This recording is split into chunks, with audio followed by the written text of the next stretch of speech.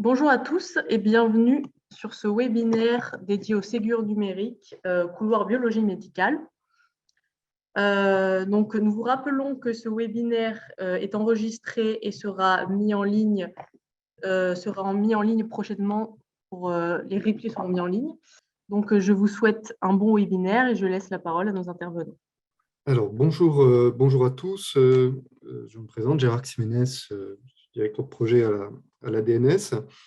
On m'a demandé de faire cette introduction et de participer à ce webinaire. Tout d'abord, je souhaitais remercier les docteurs Poupon du SNBH, le docteur Blanche-Côte du syndicat des biologistes et le docteur Gauthier de la SFIL pour toute leur aide, vraiment précieuse, leur participation très active à tous nos travaux et leur soutien constant pendant tous ces longs travaux concernant le Ségur. Alors, le Ségur, de quoi s'agit-il? Si vous voulez bien mettre la slide, la première, merci beaucoup. D'abord, quels sont les objectifs du Ségur en numérique? Les objectifs sont principalement de mieux prévenir, de mieux soigner, de permettre aux citoyens d'être acteurs de leur santé grâce à Mon Espace Santé, et puis pour vous, professionnels de santé, d'améliorer votre cadre de travail. Pour ça, il y a des moyens qui ont été mis en place. Alors, des moyens financiers, un investissement historique de 2 milliards d'euros, 1,4 million destiné au partage des données de santé sur 3 ans et 600 millions pour le secteur médico-social. Ces financements sont partagés entre des financements à l'équipement et des financements à l'usage, avec vraiment une idée importante à se mettre à l'esprit. Aujourd'hui, concernant le DMP, on en est à 10 millions de documents échangés. Notre objectif, à horizon 2 ans, est de passer à 500 millions. Alors, je parlais des moyens financiers, mais évidemment, il y a d'autres moyens qui ont été mis en œuvre. Alors, dans cette slide, ils sont indiqués comme objectif généraliser le partage fluide et sécuriser les données de santé entre professionnels de santé avec l'usager. Le fait de partager et de créer tout l'environnement qui nous permettra de le faire est un investissement énorme de la part du ministère de la Santé, avec l'aide de toutes les personnes qui nous ont aidés sur ces travaux. Alors, sur la slide suivante, vous avez le détail du Ségur. Voilà, avec les 4 couloirs qui aujourd'hui sont entre guillemets disponibles. Vous avez la médecine de ville, l'hôpital, la radiologie et bien entendu la biologie médicale. 2 autres couloirs sont encore prévus, qui sont la pharmacie et le médico-social, vont venir compléter tout cet environnement avec au centre le patient, le DMP et Mon Espace Santé. Alors pour les laboratoires, qu'ils soient publics ou privés, tous nos échanges nous ont amenés à diverses solutions, divers moyens qui vont nous permettre en effet de mettre le patient au centre de toutes nos attentions. C'est l'utilisation de l'INS, l'utilisation de ProSanté Connect, l'envoi systématique des comptes rendus structurés par messagerie sécurisée MS Santé, mais aussi aux patients directement par leur messagerie citoyenne. Le DMP sera alimenté systématiquement par tous les résultats de biologie.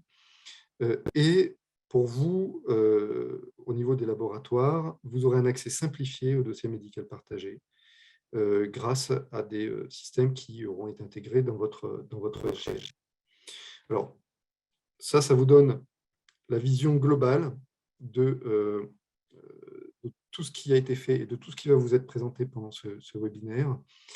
Et je vais laisser la parole Donc, moi, je m'exprime au titre des biologistes hospitaliers, puisqu'on a tous travaillé de façon commune avec les syndicats libéraux.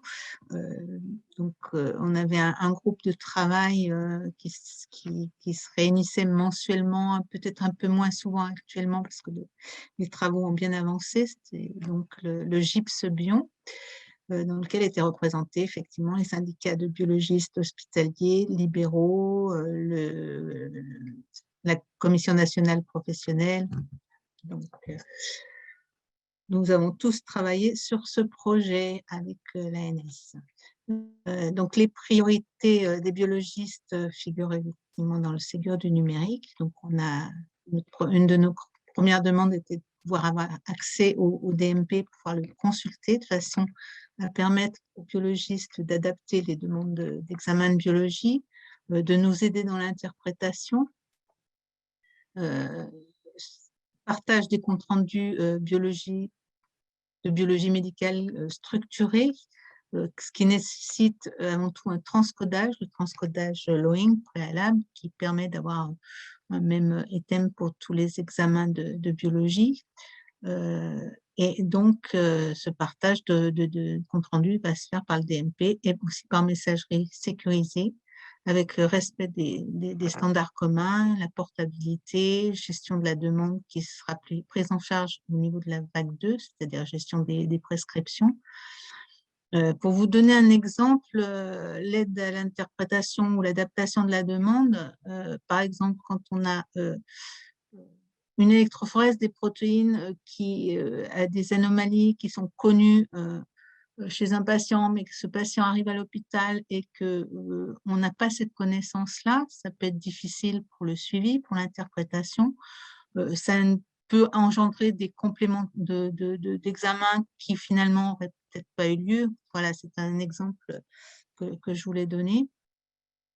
Donc, des changements de pratique forts pour la biologie, parce que les biologistes à l'hôpital consultent le DPI, c'est-à-dire le dossier du patient, mais dans l'hôpital. Donc, c'est un plus de pouvoir aller sur le DMP, mais c'est aussi un changement dans nos pratiques. Une dématérialisation des demandes, le partage des comptes rendus, donc on l'a déjà évoqué, dans le cadre des séjours et des échanges aussi possibles avec le patient grâce à la messagerie citoyenne. Pour relever ce défi et démontrer que ce secteur maintient son avance dans ce domaine, les biologistes doivent bien évidemment, et c'est déjà le cas, travailler avec les directions des services d'information de l'hôpital. Chacun travaille de notre côté, donc ça nécessite vraiment un travail en commun. Et il est essentiel aussi de s'adapter aux cas d'architecture particulières des hôpitaux qui peuvent être organisés soit en GHT, soit en GCS. Donc ça, c'est des choses qui doivent et qui sont prises en compte. Je vous remercie et je vais du coup laisser la parole à Bruno Gauthier. Comme on vous l'a dit, pour les laboratoires et pour les 3 autres couloirs, on a découpé le Ségur en 2 vagues. Une vague 1 qui se déroule en ce moment, et une vague 2 qui va démarrer en 2023. Concernant cette vague 1 pour les laboratoires, on a 2 dossiers de spécification, un qui concerne les systèmes de gestion de laboratoire et un autre qui concerne le transcodage Loing. Bien sûr, on vous l'a redit, ces dossiers de spécification vont concerner les comptes rendus de biologie conformes au cadre d'interopérabilité des systèmes d'information de santé. Ça veut dire pour l'échange, la transmission d'un compte rendu au format CDR2 niveau 3, plus pour les systèmes consommateurs qui ne seraient pas encore Ségur compatibles, le PDF. Et pour l'alimentation du DMP, un CR bio au format CDR2 niveau 3, plus un CDR2 niveau 1, c'est-à-dire c'est un PDF qui est encapsulé avec des métadonnées. Les spécifications, elles ont été publiées le 13/8 et quand vous aurez le support, il y a le lien pour aller les consulter. Alors, les principales spécifications, on l'a déjà indiqué, c'est la consultation du DMP via le web DMP et un appel contextuel. Hein. Donc, si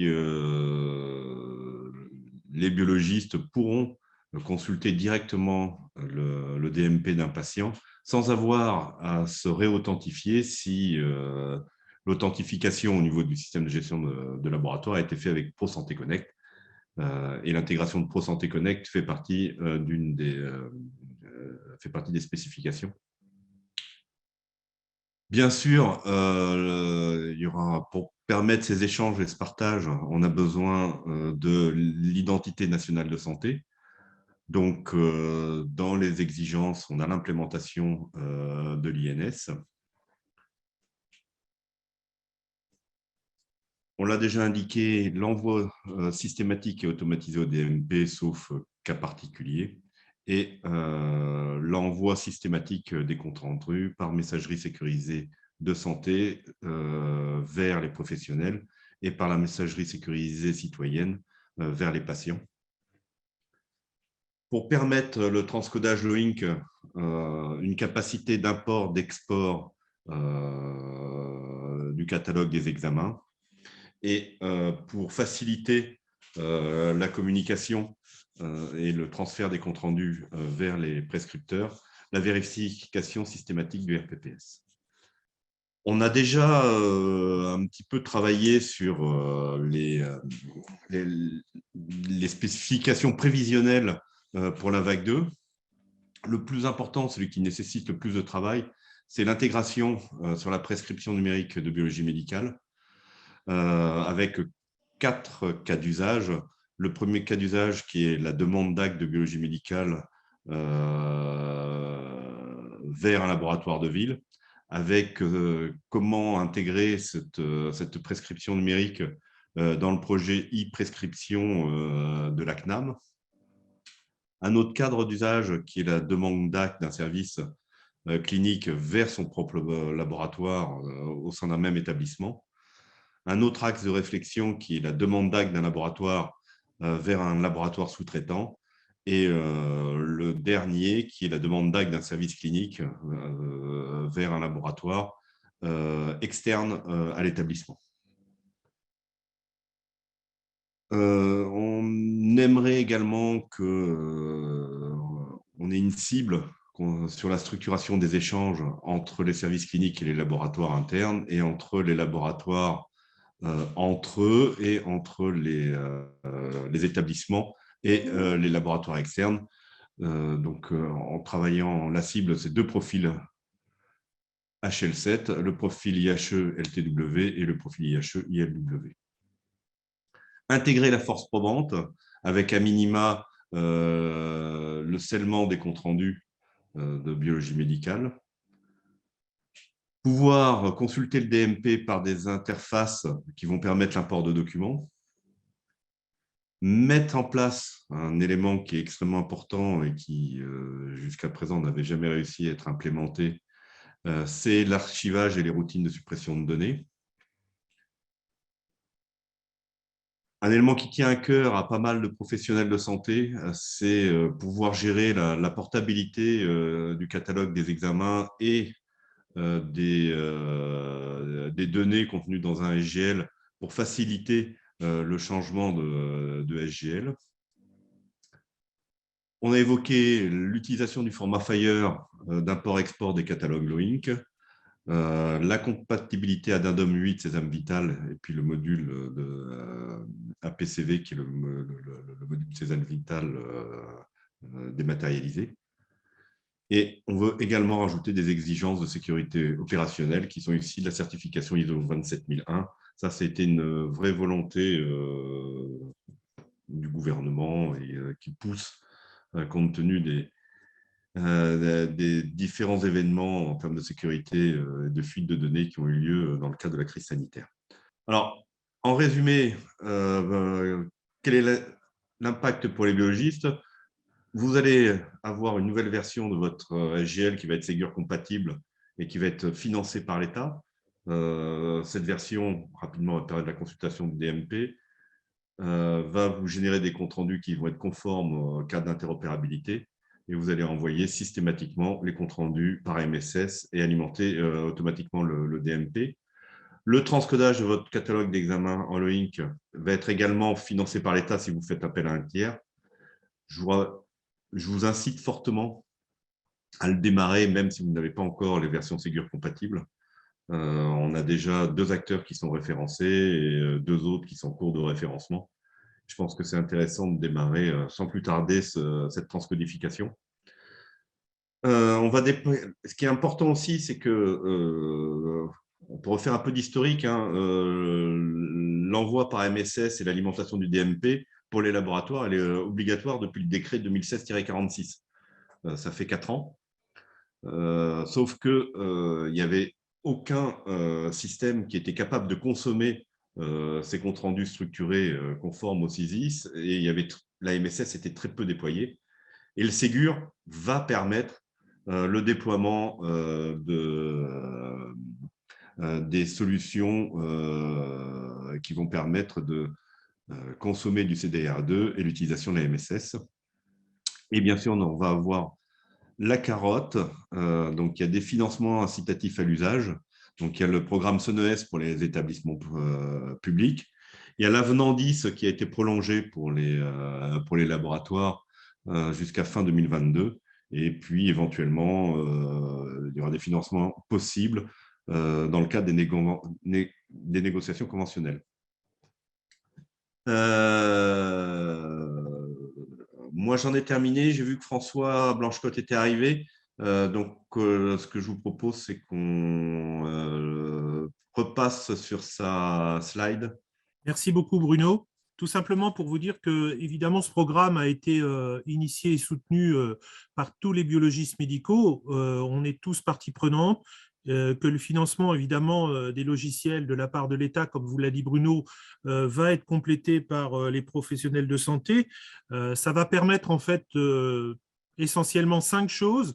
L'utilisation de l'INS, hein, de l'usager, et donc ça va permettre aussi de sécuriser son identification, hein, ce qu'on fait d'habitude dans l'identitovigilance, mais là, ça sera appliqué directement sur la vérification de l'identité du patient, d'abonder aussi les données de biologie au DMP, c'est ce que vient de souligner Bruno Gauthier, au niveau de tous les dossiers personnels numériques de chaque patient, et d'échanger aussi par messagerie sécurisée entre établissements et aussi entre professionnels de santé. Et cette messagerie d'établissement va permettre aussi d'orienter, de distribuer nos résultats, effectivement. D'évoluer aussi vers une coordination des soins, parce que la coordination des soins nécessite un partage des données. Et donc, on va évoluer aussi. Et surtout, peut-être, pour certains d'entre nous, l'utilisation de logiciels experts avec de l'IA qui sont basés, évidemment, sur des données biologiques. Voilà, j'en ai terminé. Bonjour à tous.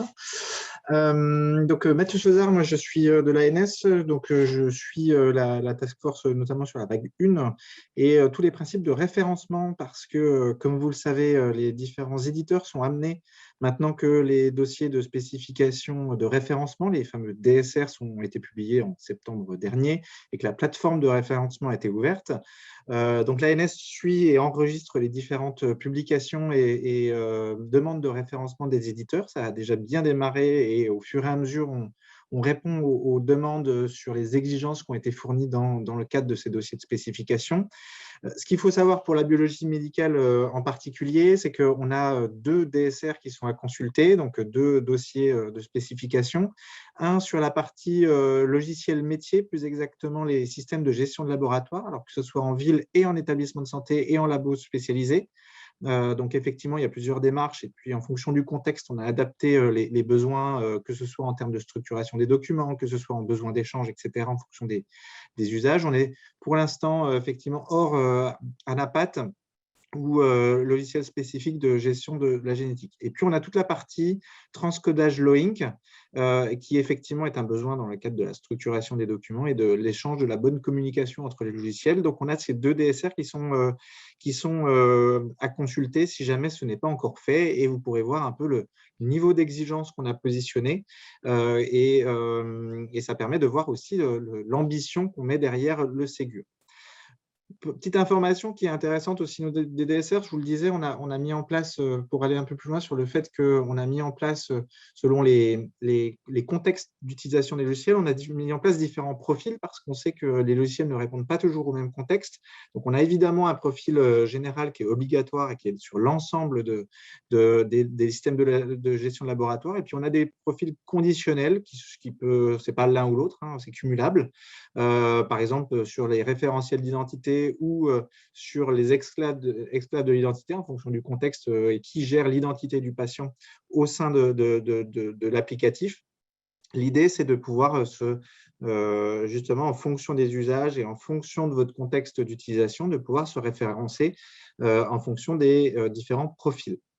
Donc, voilà en termes de contexte, des documents qui sont assez intéressants et importants à lire parce que ça renseigne non seulement sur les exigences que vont vous proposer les différents éditeurs, mais également, surtout, ça vous permet un peu de voir l'usage qui en est derrière fait, c'est-à-dire les cas d'usage, les usage cases, comme on les a appelés, les use cases, pardon, qui ont été définis.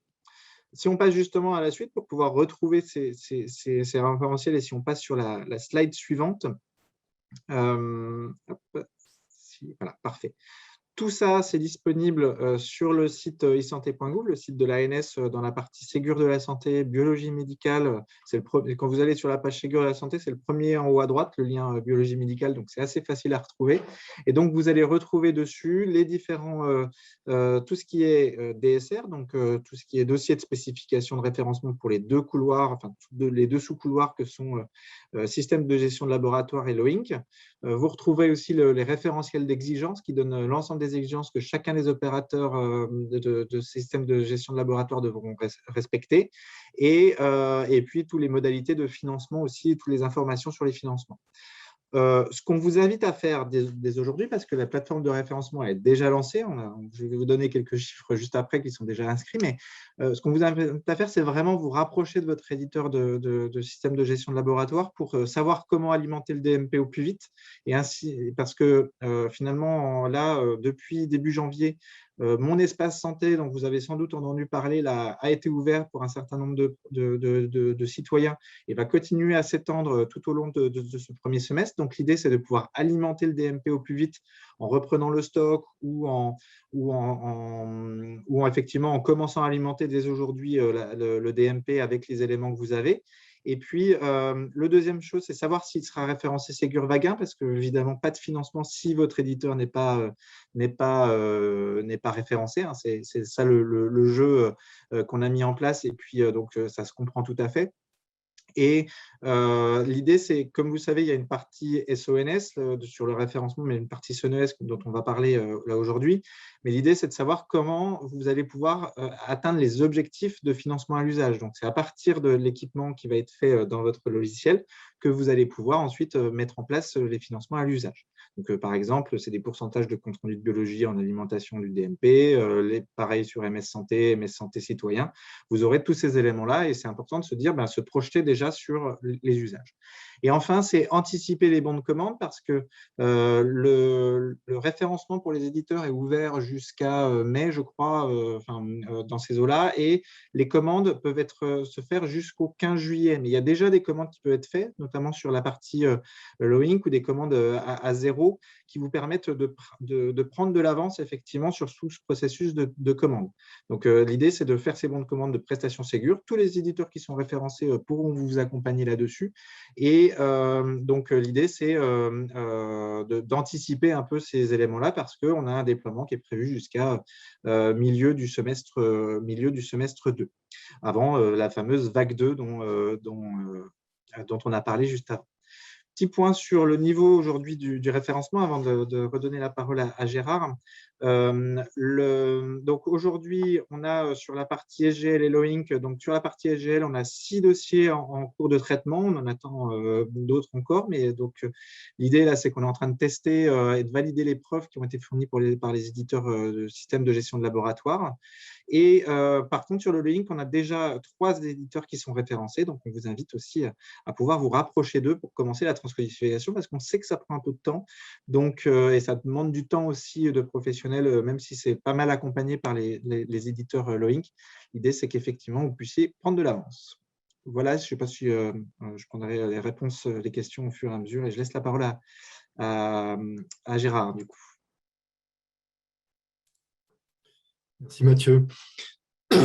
Alors, Mathieu parlait du référencement, et le référencement est un élément essentiel, évidemment, dans l'organisation des financements à l'équipement. Alors, le financement à l'équipement passe par un dispositif qui s'appelle le SONS, ou SONS pour les intimes. En fait, c'est relativement simple. C'est l'État qui finance, c'est l'État qui achète des prestations auprès de vos éditeurs. Pour cela, il faut que leur logiciel ait été référencé par l'ANS, donc exactement ce que nous expliquait Mathieu. Il faut que ces logiciels respectent un périmètre, des conditions qui ont été fixées par voie réglementaire, et que tous ces éléments-là aient bien été installés chez vous au niveau des laboratoires. Donc, il y a différents couloirs au niveau du Ségur, et donc pour la biologie, il y a 2 DSR qui sont le transcodage LOINC et votre SGL, et donc ça ouvre droit à 2 financements distincts. Alors, pour chaque DSR, et là je vais très vite, vous avez un fichier d'exigence, REM, qui sont des exigences aussi bien techniques que fonctionnelles, avec des preuves qui sont à fournir par l'éditeur pour être référencé. Et puis, un document d'appel à financement, qui est un document administratif qui va permettre de détailler les éléments qui seront financés par l'État. Sur la slide suivante, on décrit le périmètre de la prestation Ségur pour la biologie. La prestation Ségur, c'est une prestation autonome qui ne peut pas être conditionnée par votre éditeur à un quelconque réengagement contractuel, à la souscription d'une option contractuelle. Voilà, c'est quelque chose c'est un bon de commande qui va clairement identifier la prestation qui sera réalisée au niveau du laboratoire. Alors, dans le détail, donc c'est un octroi de droit d'utilisation de la version référencée, qui inclut évidemment tous les flux interapplicatifs vers MS Santé, vers le DMP, vers des laboratoires de spécialité. Ça doit inclure des frais de maintenance pour 6 ans, des prestations de formation, la livraison des documents, bien entendu, ainsi que toute la prestation d'accompagnement pour l'installation. La prestation Ségur ne concerne pas des solutions qui ne sont pas référencées, bien entendu, donc votre éditeur doit être référencé. Ça ne finance pas des boîtes aux lettres MS Santé, ça ne finance pas un changement complet de solution, et ça ne finance pas non plus des coûts d'infrastructure, de matériel qui pourraient être rendus nécessaires à cause d'obsolescence. Dans tous les cas, et c'est très important, la version Ségur en tant que telle est payée par l'État dans le cadre des contrôles qui sont faits par l'ANS, et il n'y a aucun reste à charge pour les laboratoires. Slide suivante.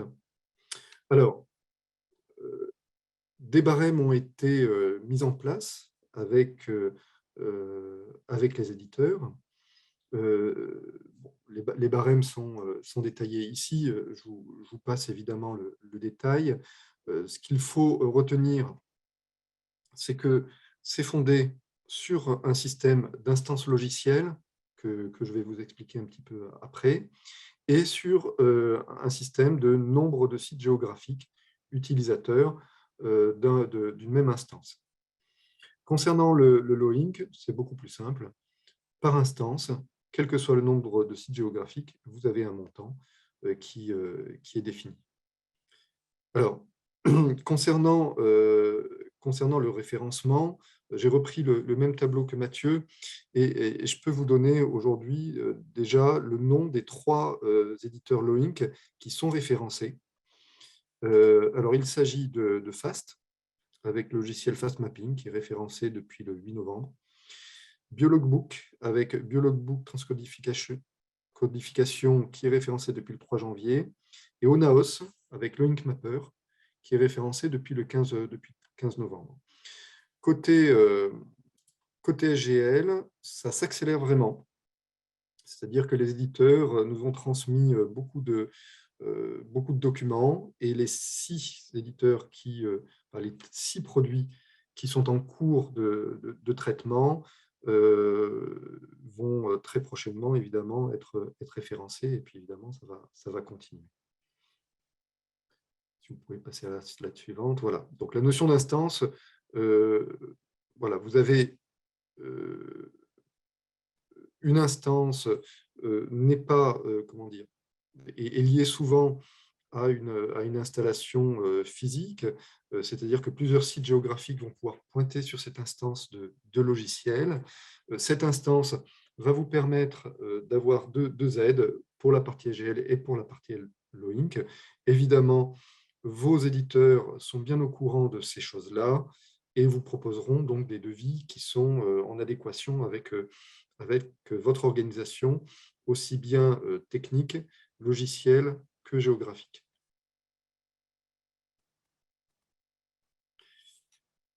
Alors, pour obtenir le financement SONS, encore une fois, je précise bien que c'est l'État qui paye auprès de l'éditeur.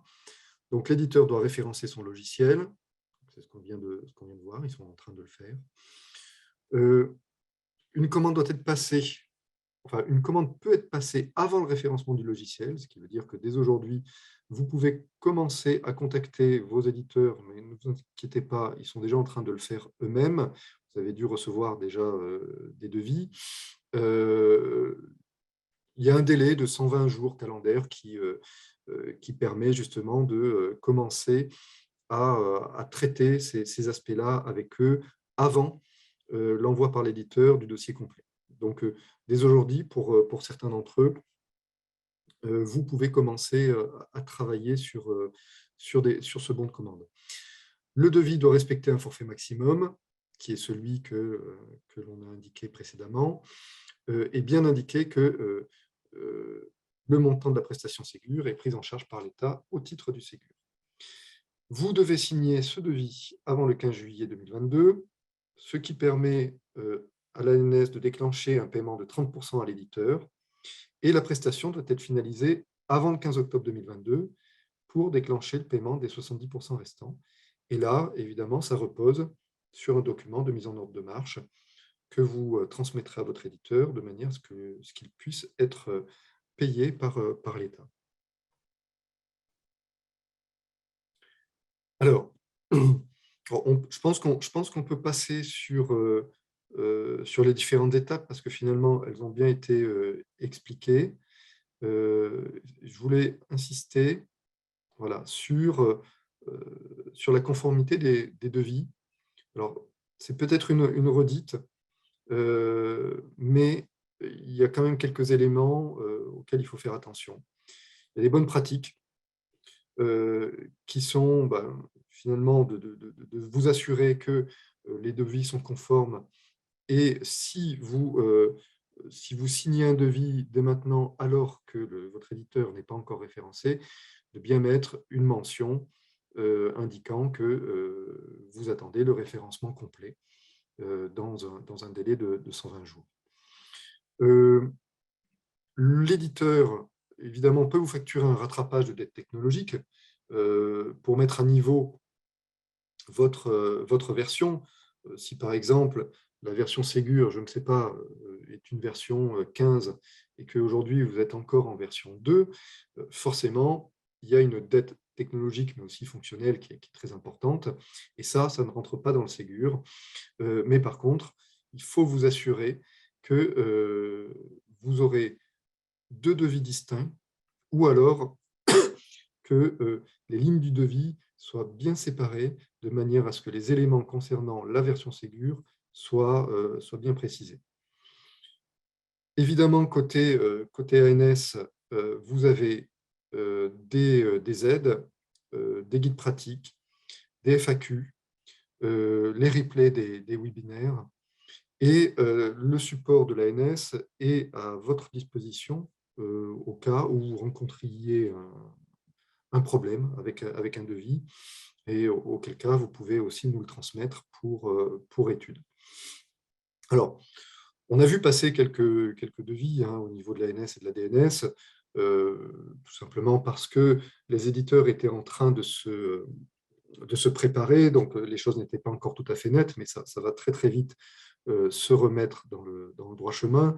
On les a accueillis, on les a conseillés, et donc assurez-vous que vous n'ayez pas de devis avec un reste à charge, voilà, sur la version Ségur, je précise.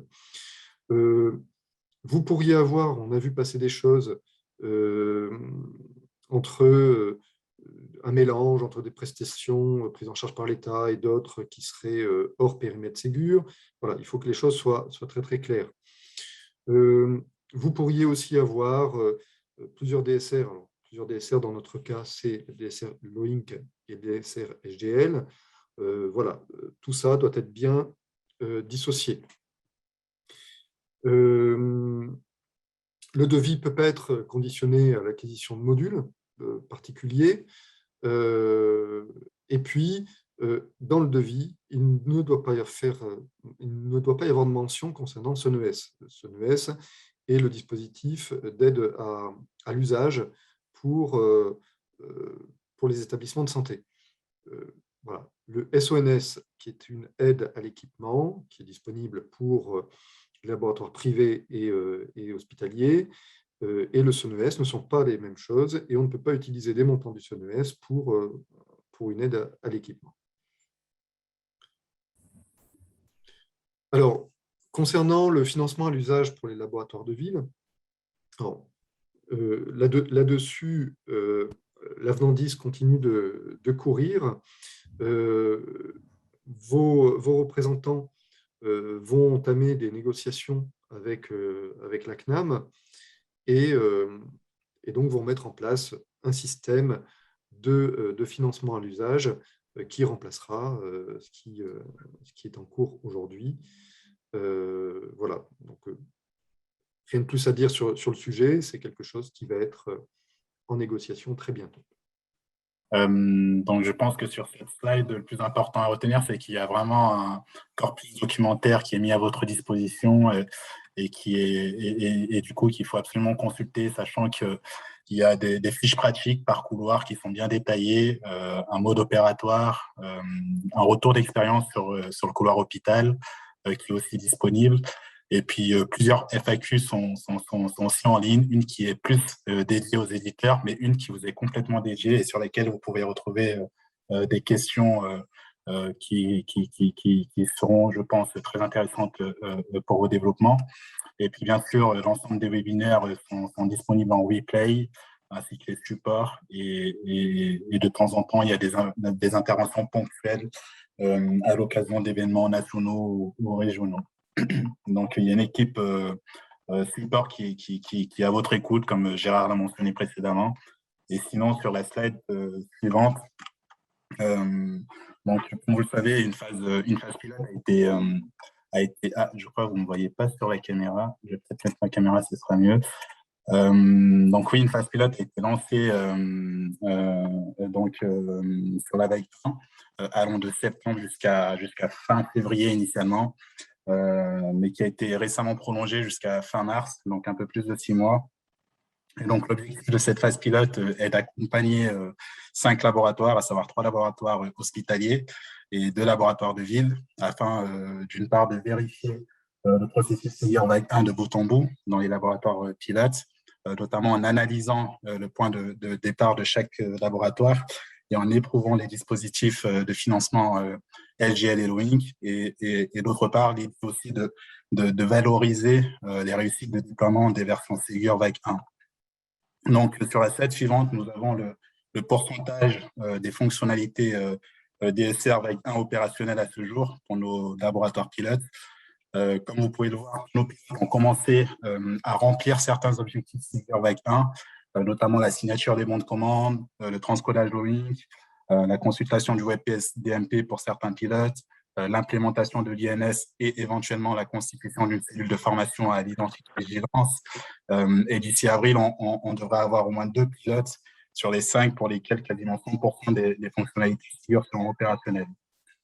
Donc, sur la slide suivante, nous avons le planning global du Ségur avec les volets équipements et usages. Donc, avec notamment au 15 mai, la fin de la période de réception des demandes de référencement Vague 1. Au 15 juillet, la fin de la période de réception des demandes de paiement d'avance. Et au 15 octobre, la fin de la période de réception des demandes de paiement de solde. Peut-être juste un mot sur l'usage en ville, étant donné que les négociations conventionnelles débuteront en juin 2022. Mais en contrepartie, comme l'a dit Gérard précédemment, la Vélandie s'est prolongée jusqu'à fin 2022.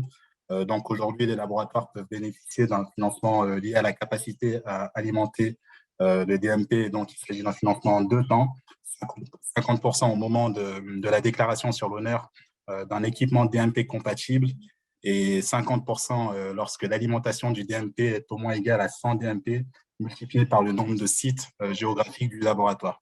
Donc n'hésitez pas à consulter l'avenant 10 pour plus de précisions. Et donc sur la partie usage pour les établissements de santé, je pense qu'Inès a pu se reconnecter. Et enfin, pour finir, et peut-être qu'avant de passer à la slide suivante, on peut revenir.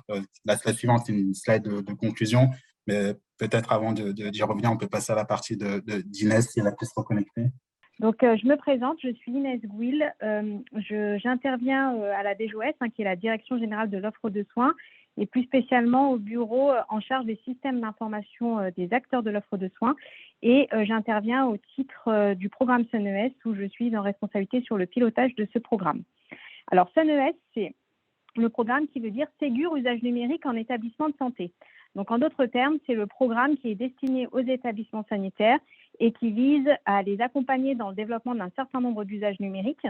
Et cet accompagnement se traduit par un soutien financier dès lors que les établissements sont à capacité de prouver qu'ils ont atteint un certain nombre de cibles d'usage autour des services socles que sont le dossier médical, le DMP, la messagerie sécurisée de santé, en lien avec l'ouverture, bien entendu, de mon espace santé. Et on rajoute aux exigences d'usage autour du développement de ces services socles une exigence de sécurité à travers le référencement de documents qu'on envoie dans ces services socles sur la base d'un INS qualifié. Ce programme donc, est un financement direct aux établissements sanitaires. Le pendant, vous le retrouvez du coup dans le cadre du dispositif SONS qui, lui, s'adresse directement aux éditeurs et de manière indirecte du coup aux établissements sanitaires. Mais là, sur SONES, on est vraiment dans le cadre d'un financement direct aux établissements sanitaires, conditionné donc au respect d'un certain nombre de critères d'éligibilité et à l'atteinte de prérequis et de cibles d'usage sur lesquels je reviendrai dans la suite de la présentation. Ce programme s'inscrit dans la continuité du programme Open. Pourquoi? Parce que dans SONES, tout comme Open, on évalue le niveau de maturité finalement numérique des établissements sanitaires à travers en fait la logique d'usage, c'est-à-dire qu'on ne se contente pas en fait de financer des projets sur constatation de déploiement d'outils. On part du principe que la valeur ajoutée du numérique, elle est créée dès lors que les professionnels de santé s'emparent de ces outils et créent du coup de l'usage numérique. C'est pour cela que Open a été construit dans cette logique et qu'on a repris cette même logique dans le cadre de SONES.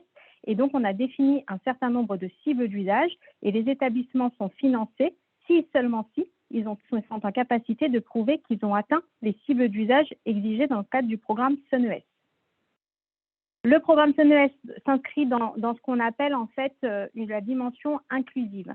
La dimension inclusive, ça veut dire que comme on est dans le cadre du Ségur, on souhaite vraiment accélérer très massivement le développement du numérique à travers notamment l'envoi d'un très grand nombre de documents dans mon espace santé.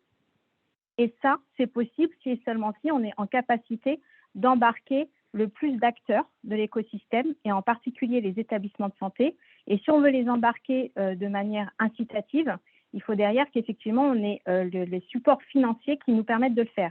Et donc, on a construit le programme SUNES dans la logique où on se dit il faut qu'on ait les soutiens financiers suffisants pour permettre au plus grand nombre d'établissements éligibles de pouvoir rentrer dans le programme dès lors que ces établissements répondent quand même à un minimum des critères d'éligibilité. Et donc, du coup, finalement, à contrario d'Open, où on avait finalement des critères en fait, d'inclusion dans le programme qui étaient un peu plus restrictifs, là, dans SUNES, entre guillemets, on ne va pas se poser la question de savoir quels sont les statuts juridiques des établissements, notamment sur le domaine 1 que je vais vous présenter, mais on va plutôt se poser la question de est-ce que l'établissement présente un minimum de prérequis, et si cet établissement présente un minimum de prérequis, eh bien, dans ce cas-là, on l'intègre dans le programme. En termes de gouvernance, le programme s'articule de la manière suivante. Au niveau national, bien entendu, donc, nous avons la DNS qui porte dans son ensemble le Ségur numérique et qui a confié le pilotage opérationnel du programme SUNES à la DGOS, qui travaille en articulation avec les agences régionales de santé, puisque ce sont elles qui sont chargées de la délégation des soutiens financiers aux établissements sanitaires. On peut passer à la slide suivante. Alors, si on regarde un peu plus près le périmètre fonctionnel du programme et son enveloppe de financement. Donc, le programme SUNES, c'est 210 millions d'euros. 210 millions d'euros qui sont découpés finalement en deux domaines fonctionnels qui correspondent finalement aux objectifs d'usage qu'on souhaite pousser dans mon espace santé. Le premier périmètre se traduit à travers le volet 1 qu'on appelle alimentation du DMP et le deuxième périmètre se traduit à travers le volet 2 qu'on appelle usage de la messagerie pro et citoyenne. Donc dans le volet 1, vous avez la logique de partage des données de santé à travers le DMP. Et dans le volet 2, vous avez la logique d'échange autour de la messagerie sécurisée pro et citoyenne. Je ne traiterai pas forcément du volet 2 puisque en fait, on est en train de finaliser sa construction. Et ce qui nous intéresse plus particulièrement là, dans le cadre de ces webinaires, c'est surtout le volet 1 avec 3 domaines. Le premier domaine qui s'appelle document de sortie. Donc là, en fait, on a défini des objectifs d'usage qui doivent encourager les établissements à alimenter le DMP à partir de la lettre de liaison de sortie, l'ordonnance de sortie et le compte-rendu opératoire. Ensuite, on a le domaine que l'on appelle 2, domaine biologie, et qui nous concerne directement, où là, effectivement, on est dans la logique où on va inciter les établissements à alimenter le DMP à partir de compte-rendu d'examen de biologie structuré au niveau CDR de niveau 3. Et enfin, le troisième domaine, imagerie, où là, c'est l'alimentation du DMP à partir de compte-rendu d'examen d'imagerie structuré au format CDR2 niveau 1. Que ce soit dans le domaine 1, document de sortie, domaine 2, biologie, domaine 3, imagerie, bien entendu, le facteur commun, c'est que tous ces documents doivent être référencés avec une INS qualifiée. Sur la partie volet 2, très rapidement, on a conduit des premières expérimentations avec un certain nombre d'établissements dans 3 départements pilotes pour expérimenter ce qu'on appelle la messagerie sécurisée citoyenne, qui est le pendant de la messagerie sécurisée professionnelle. Et donc, le patient va être en capacité d'interagir de manière sécurisée directement avec ses professionnels de son parcours dans le cadre de cette messagerie. Donc là, on a fait une expérimentation et cette expérimentation donne lieu ensuite à une généralisation. Et cette généralisation, eh bien, le cadre de financement et le cadre de mise en œuvre opérationnelle est en train d'être rédigé dans le cadre d'une nouvelle instruction qui sera vraisemblablement publiée à la mi-février 2022. On peut passer à la slide suivante. Voilà, merci.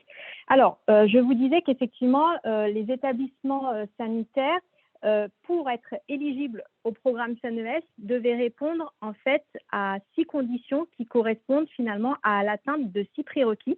Ces 6 prérequis, ce sont les éléments indispensables, qu'on considère comme être indispensables pour assurer une prise en charge des patients de manière sécurisée. Donc, vous allez retrouver 2 prérequis autour de l'identito-vigilance. Donc, on demande aux établissements d'avoir mis en place une cellule d'identito-vigilance opérationnelle et on demande également aux établissements de se projeter dans la mise en œuvre du référentiel national d'identito-vigilance. Et cela se traduit par le fait qu'on leur demande précisément de remplir un questionnaire d'appropriation autour de ce référentiel national d'identito-vigilance qui est un référentiel opposable.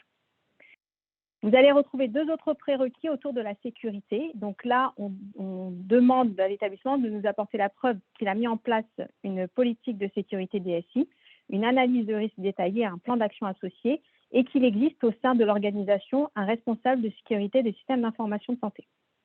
Et enfin, on demande également la réalisation d'un audit externe de cybersurveillance au sein de l'établissement.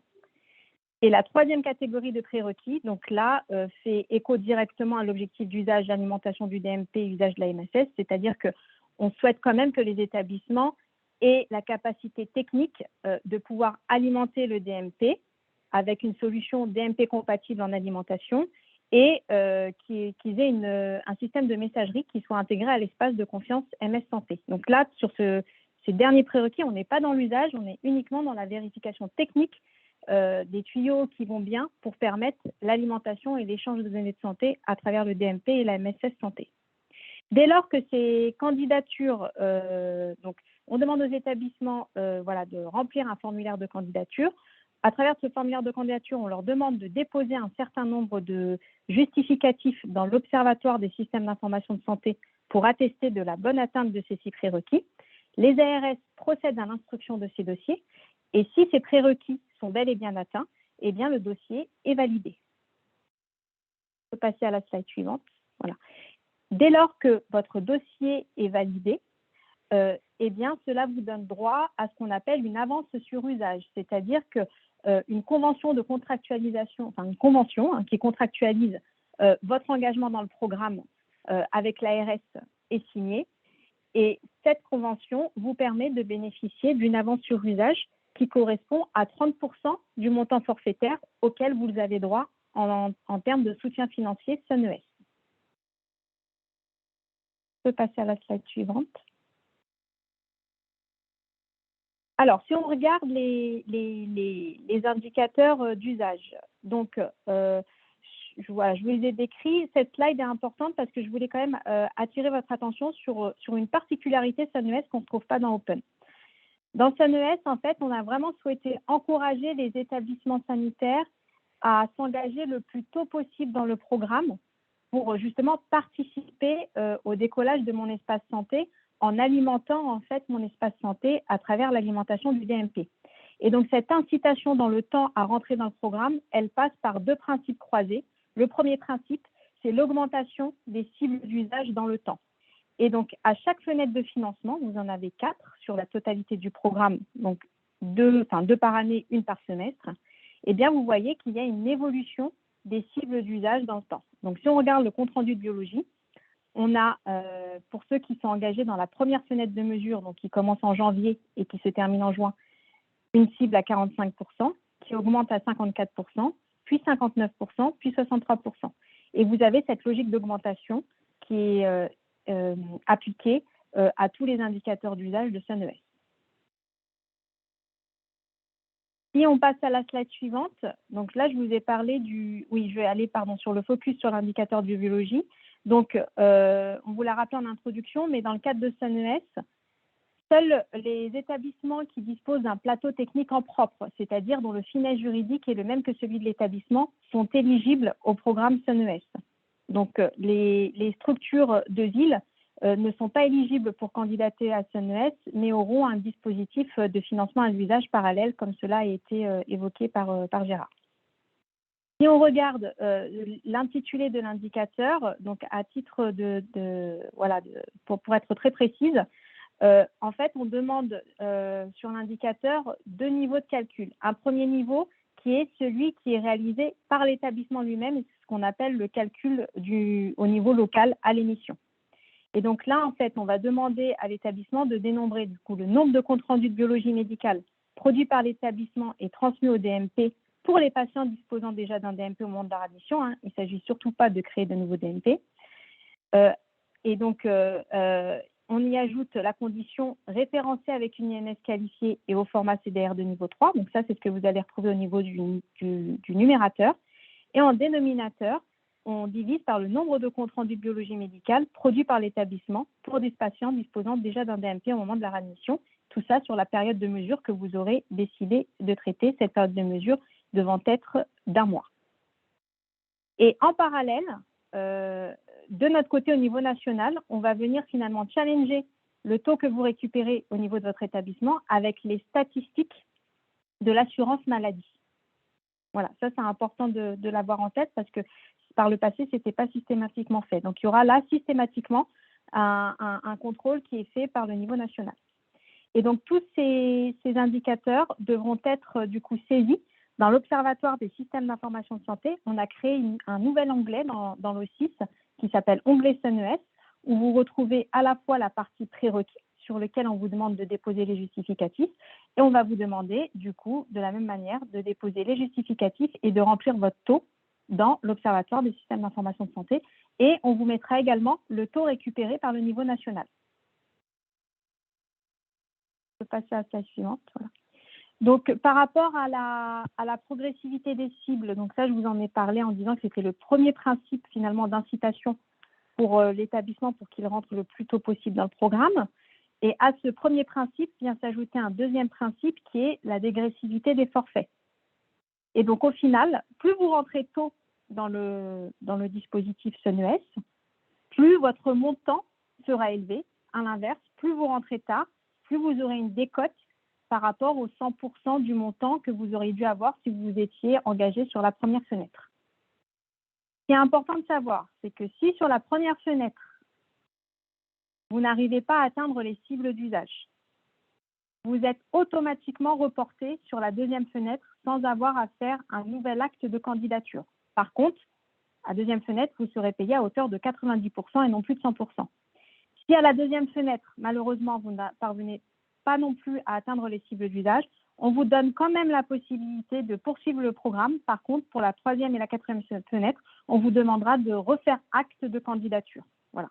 Donc, en fait, il n'y a pas de critères d'exclusion dans le programme. Il y a possibilité voilà, d'atteindre les cibles d'usage en fonction de la vraie vie et potentiellement des difficultés que vous pourriez rencontrer.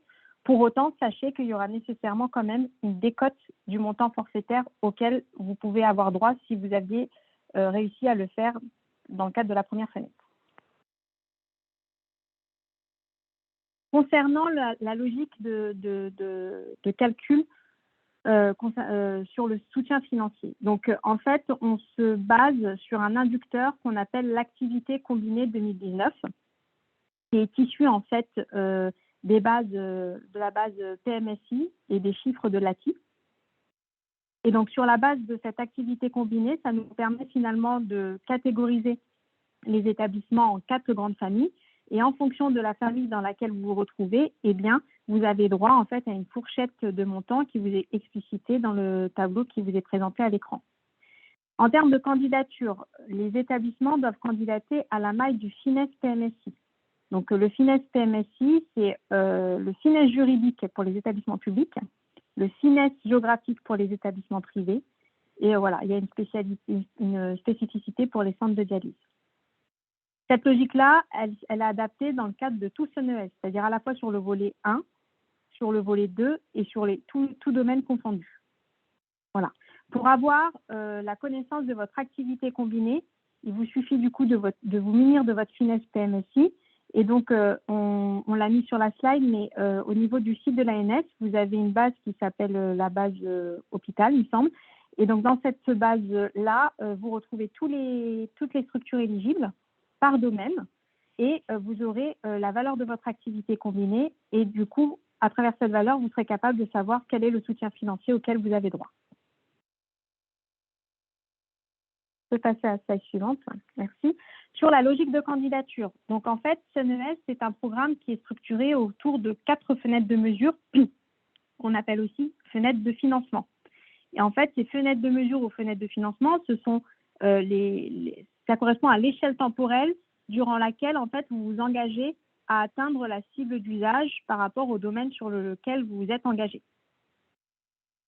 On en a une par semestre. Pour candidater, on a des périodes de candidature qui sont associées à chaque fenêtre de mesure. C'est-à-dire que, par exemple, ceux qui ont candidaté là entre septembre et octobre 2021, eh bien, ce sont uniquement les établissements qui ont déclaré être en capacité d'atteindre les cibles d'usage autour de l'alimentation du DMP entre le 1er janvier et le 30 juin 2022. Si vous, par exemple, vous pensez pouvoir être au rendez-vous en fenêtre 2, eh bien, la prochaine fenêtre de candidature s'ouvrira entre le 1er mars et le 30 avril. Et donc, on ne prend pas en fait de candidature en avance de phase. C'est-à-dire que les établissements qui souhaiteraient candidater sur la fenêtre 4, si vous utilisez la période de candidature 1er mars, 30 avril, votre dossier sera refusé, ne sera pas instruit puisque ce n'est pas la bonne période de candidature. Je rappelle ça parce que dans le cadre de la première fenêtre de candidature, on a eu quand même pas mal d'établissements qui sont positionnés en avance de phase et qu'on a malheureusement refusé. Et du coup, ça vous prend du temps de remplir le formulaire. Donc voilà, je me permets de souligner ce point-là. Vraiment, il faut vous référer à votre fenêtre de financement et vous référer en conséquence à la période de candidature associée pour que vous puissiez procéder à votre candidature. Une fois que du coup le dossier est déposé dans une interface, un outil que je vais vous décrire après, eh bien, ce sont les agences régionales de santé qui sont en charge d'analyser votre dossier, de le valider. Et donc, leur rôle consiste essentiellement, pas que, mais essentiellement, à regarder si les justificatifs des 6 prérequis sont en bonne et due forme. Et si voilà, vous répondez aux 6 prérequis, eh bien, vous êtes intégré au programme SONES. Je peux passer à la slide suivante. Voilà. Alors, sur l'outil, on a mis à disposition, donc, on utilise un outil du marché qui existe, un outil de l'État qui s'appelle Démarche simplifiée et qu'on a utilisé pour créer un formulaire de candidature à destination des établissements qui veulent candidater sur SONES. Donc, si vous n'avez pas de compte usager, voilà, c'est le moment d'en créer un. C'est très simple, hein, c'est une interface web très simple et très ergonomique. Et donc, à partir du 1er mars, le formulaire de candidature pour la deuxième fenêtre du programme sera ouverte et se clôturera à partir du 30 avril, le 30 avril 2022. Voilà. Si vous avez des questions en amont de votre candidature sur la compréhension du programme ou les indicateurs d'usage, n'hésitez pas à contacter en première intention votre agence régionale de santé avec le référent SONES. Les références SONES sont stipulées sur le site de la DGOS. On a créé une page dédiée au programme SONES. Et sinon, on a mis à disposition également une adresse mail, dgos-sun@santé.gouv.fr, que vous pouvez utiliser également sans souci si vous avez des questions concernant le programme SONES. On a également mis sur le site de la DGOS ce qu'on appelle le guide des prérequis et le guide des indicateurs d'usage. Et vraiment, je vous invite à le lire attentivement parce que ça précise vraiment de manière très détaillée ce qu'on attend derrière les pièces justificatives des prérequis et également derrière les indicateurs d'usage, les modalités de calcul et puis des notions essentielles pour vous permettre d'aller plus vite dans le recueil automatique des indicateurs. Et donc, pour clôturer cette présentation, comme vous l'avez compris, la fenêtre, enfin, on a des établissements là, qui sont engagés dans la fenêtre 1 de mesure qui a débuté le 1er janvier et qui se termine le 30 juin. Et donc, pour votre information, sachez que sur la première fenêtre de candidature, nous avons eu 985 dossiers de déposés, hein, ce qui est énorme. Et donc, un gros bravo aux établissements qui ont montré leur intérêt pour le programme. Sur ces 985 dossiers, nous avons 879 candidatures qui ont été validées, donc soit près de 90% des candidatures déposées. Donc, c'est un très bon score. D'ailleurs, j'en profite pour aussi dire que les agences régionales de santé ont également joué le jeu parce que l'idée, c'était vraiment de faire en sorte de faire rentrer dans le programme le plus d'établissements possible. Et donc, les ARS vont accompagner les établissements pour que ces établissements puissent vraiment déposer les pièces justificatives correspondantes. Et donc, voilà, il y a eu ce travail d'accompagnement que je souhaitais souligner. Et sur la partie, répartition par domaine, donc logiquement, on a eu le plus d'établissements sur la partie domaine 1. Et puis, sur le domaine 2, on a 114 établissements qui sont engagés pour atteindre les cibles d'usage avec le compte-rendu d'examen de bio dans le DMP entre le 1er janvier et le 30 juin. Et sur la partie imagerie, on a 200 établissements qui sont engagés. Voilà, je pense que j'en ai terminé. Je vous remercie. Merci Inès. Donc peut-être pour conclure, donc pour finir les quelques points essentiels à retenir, il faut absolument procéder au transcodage Low-Inc, contacter vos éditeurs de SGL pour anticiper les bons de commande. Et pour les labos en établissement de santé, il faut aussi regarder les cibles d'atteinte SANES et anticiper les travaux pour bénéficier des financements, sachant que les candidatures pour la deuxième fenêtre débuteront en mars, comme indiqué précédemment par Inès. Et donc voilà, merci à tous. Merci à toutes et à tous pour votre participation à ce webinaire. Je pense qu'on peut conclure. À retenir vraiment, c'est d'avancer sur le transcodage Low-Inc. Ça, c'est quelque chose que vous pouvez faire d'ores et déjà, tout de suite. Allez tanner vos éditeurs, vraiment, pour obtenir des bons de commande, pour passer sur ces versions Ségur. Et je peux vous assurer qu'ils sont à fond là-dessus actuellement. Et donc, ils seront bien occupés, mais aussi à votre disposition. Moi, ce que je vous propose, de toute façon, à tous, c'est de ne pas hésiter de solliciter l'ANS et les équipes de Jean-Baptiste pour avoir des réponses à ces questions-là. Il y aura toujours des choses un petit peu particulières selon les cas, et on y répondra toujours de manière très précise. Bien, merci à tous pour votre participation et bonne soirée.